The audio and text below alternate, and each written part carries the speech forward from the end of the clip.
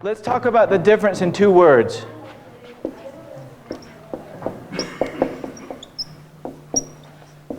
Multicultural, intercultural. What's the difference in these two words? The most obvious part. Multi and inter. Multi and inter. What does multi mean? Many. Or more than one. What does inter mean?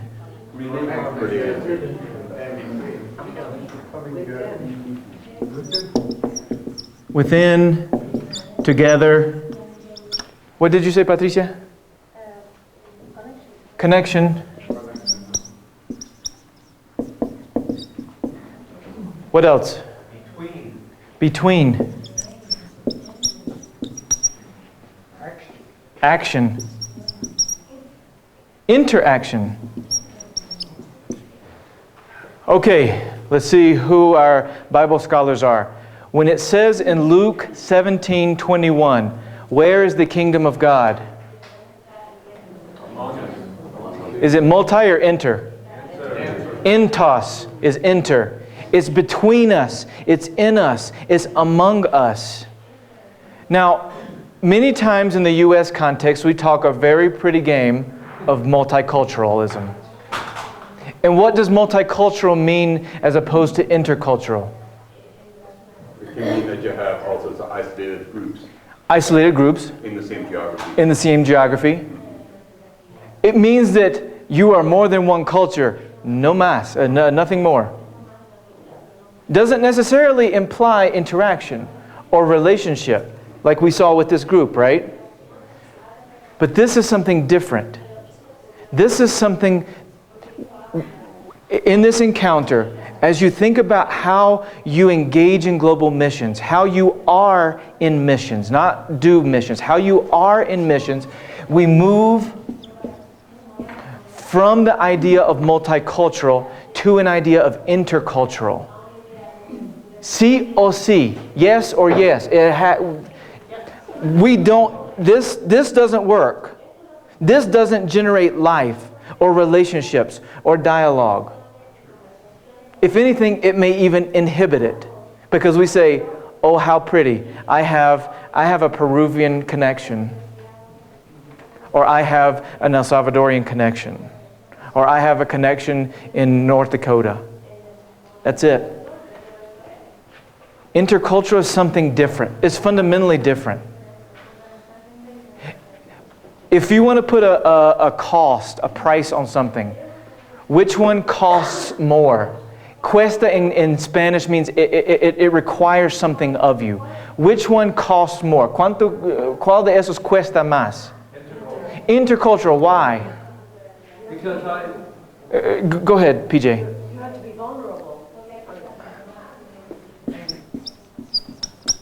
Keep going, I'm listening. Oh, well, in sharing yourself and being willing to learn about others. Be willing to learn something. Be willing to be vulnerable. Thank you for that word. What would you want to say, Russell?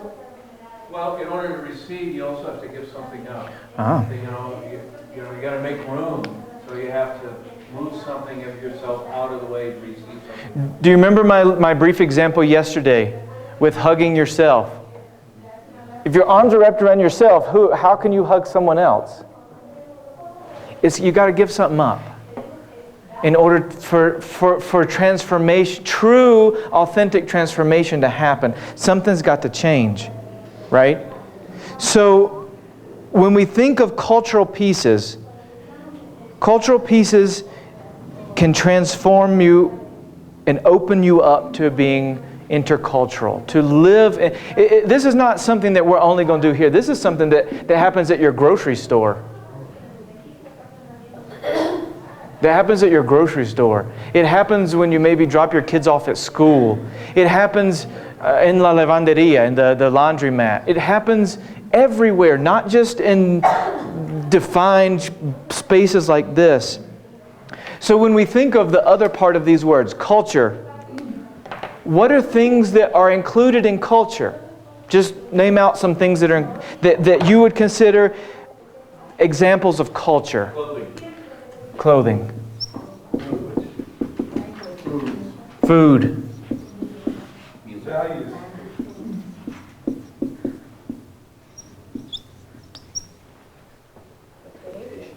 Expectations. Symbols. I'm sorry? Beliefs.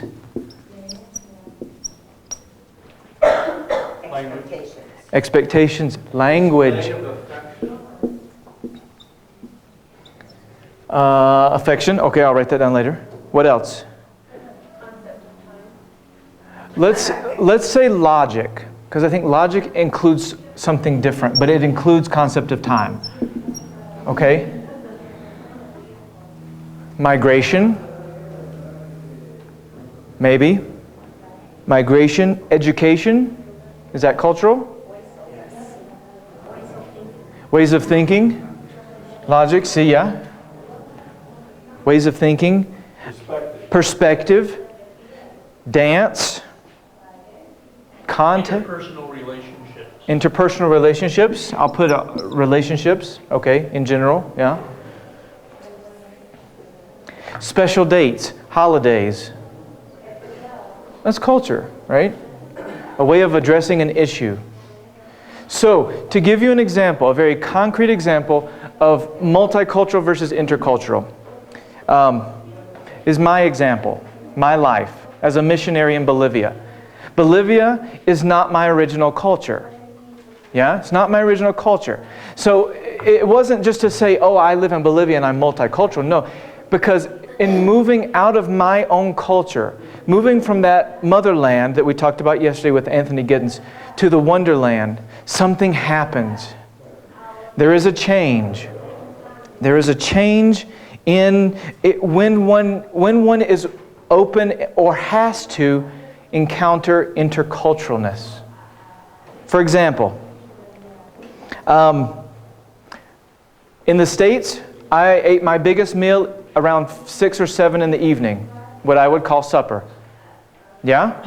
And you eat a heavy meal. And then maybe some of you can relate to some of these things. Your biggest meal is supper time. In Bolivia, the largest meal is lunch. Yeah? When I went back on home assignment this past summer, and I was at Churchwide, this is not a critique of Churchwide, but when it came time for my lunch break, I'd had 20 minutes to eat at my desk.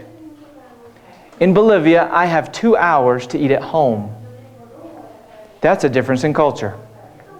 And I don't eat just a sandwich or a carrot here as I'm over here working. We sit down and we eat together. We are with each other. We are present in a different way.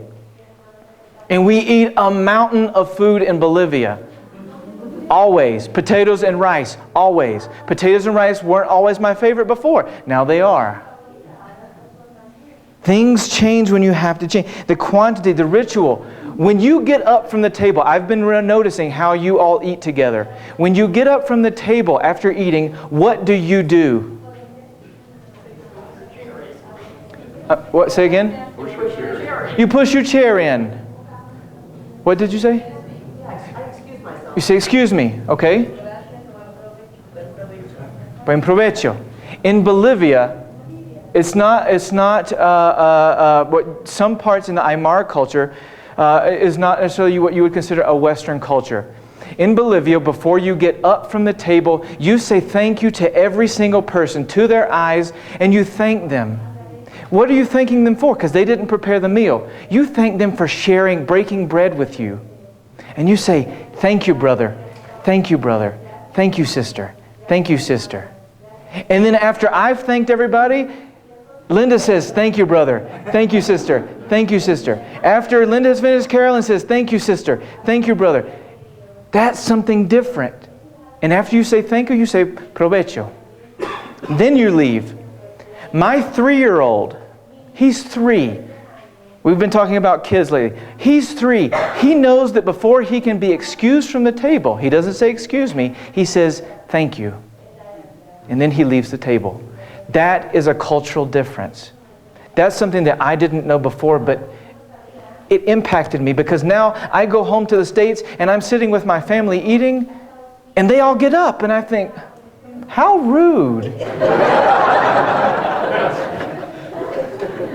Thank you, Carrie, my wife. Thank you, Carrie. Thank you, Justin.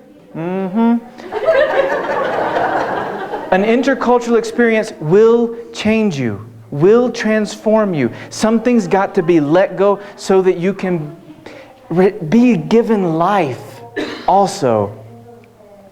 Language. In Bolivia, sometimes in Spanish you'll say, estoy en la esquina, I'm on the corner. But because there's such a strong influence of Aymara, you say, en la esquina estoy, on the corner I am. That doesn't make sense to native English speakers, but in Spanish that's a fundamental. They're like, where did you learn your Spanish? Because that is awful. It's been influenced by indigenous languages. That's something culture. We put a ito or ita on everything. Pincita, lapicita, biblita. Everything has a diminutive in Bolivia. Something changes. I had to learn that in order to communicate better. Customs on entering a store. When you enter, let's not use Walmart. Walmart's too big. You shouldn't enter it anyway. When you enter a family restaurant, let's say a mom and pop restaurant in the U.S. or in Nicaragua, in your country, what do you do when you enter a tiendita, a little store or a little restaurant? What do you do? What do you say? ¿Cómo? What do you say? You saludamos. How do you greet? Hello. Buenas. En cobija dice upe. Sometimes in Bolivia, before we enter a store, we say, buenas tardes, permiso. What does permiso mean? Excuse me, allow me to come in. Permiso. And what's their response? Siga. Come on in. In the States, I have never heard somebody say, before they walk into a store, excuse me, may I come in? It's just, no, I'm coming in here, I'm here. Hey, I'm here to buy some stuff. It's a fundamental difference.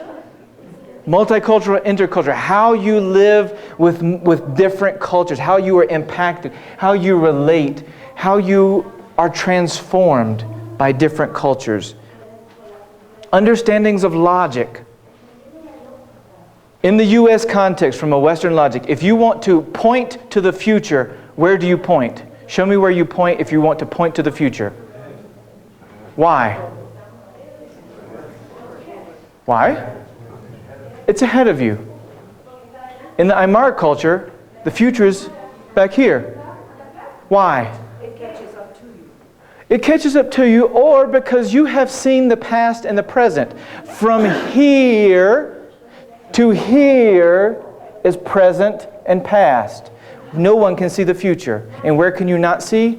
Behind you. There's a logical difference. So now let's play that into logical understandings and differences to Lutheran identity. What does it mean to be Lutheran? Oh, maybe he's more than just putting on his chuyo, his yuchu, to contextualize it. So we think of all of these things. This is intercultural. This is not multicultural. It's fundamentally living differently. The sense of time, I think that is so critical. Okay. Sense of time. Thank you.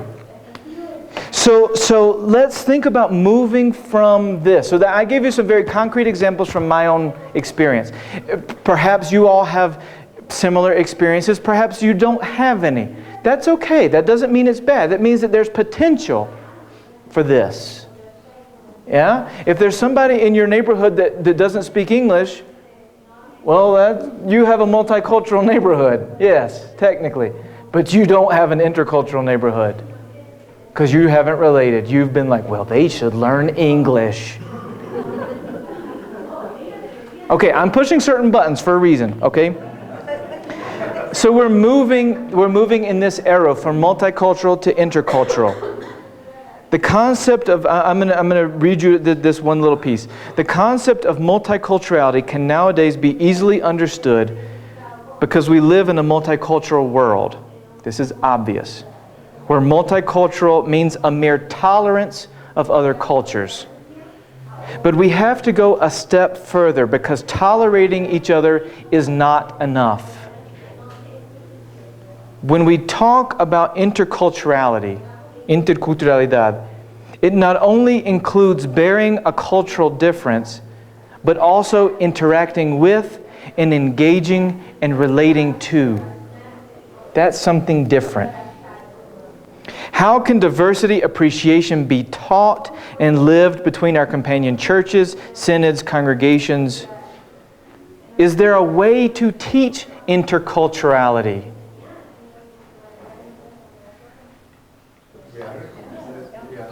Okay. That was a rhetorical question. While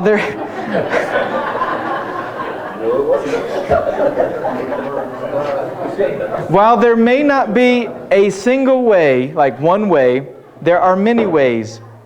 We live in a multicultural world, state, synod, city, church.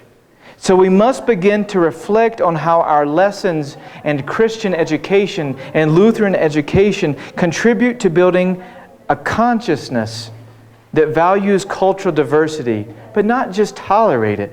To value cultural diversity, intercultural dialogue, and generates authentic relationships. It's not just, hey, how's it going? Come over for some, beer and pizza. It's something different, something deeper. Before we can be willing and open to learning authentically about our neighbor and her or his culture, we have to know our own. Who we are, our social location, our privileges as white people, our challenges, and all the baggage and perceptions and misperceptions that go along with that.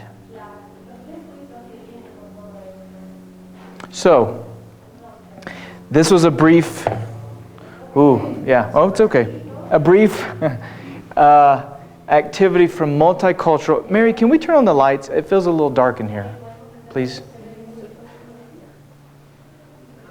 No, I. Okay, it's all right. So what I want you to think about as we go forward in this consultation, we don't have. Thank you, Raquel. Let there be light. Yes. These are some questions I want you to think about. Yeah, they're to think about, not necessarily to answer right now. What personal baggage that inhibit your ability to form, maintain, and grow healthy intercultural companion relationships? I'll read it a little faster. What personal baggage inhibits your ability to form, maintain, and grow healthy intercultural companion relationships? What's in the way? Second question, how can you or your church / synod / congregation develop an intercultural consciousness? How can you or your context, your church, synod, congregation, develop an intercultural consciousness? The third question, what are the implications of an intercultural consciousness on intercultural? What are the implications of an intercultural consciousness on companion relationships? The implications. Maybe there is potential to move from something static to something dynamic. I have hope.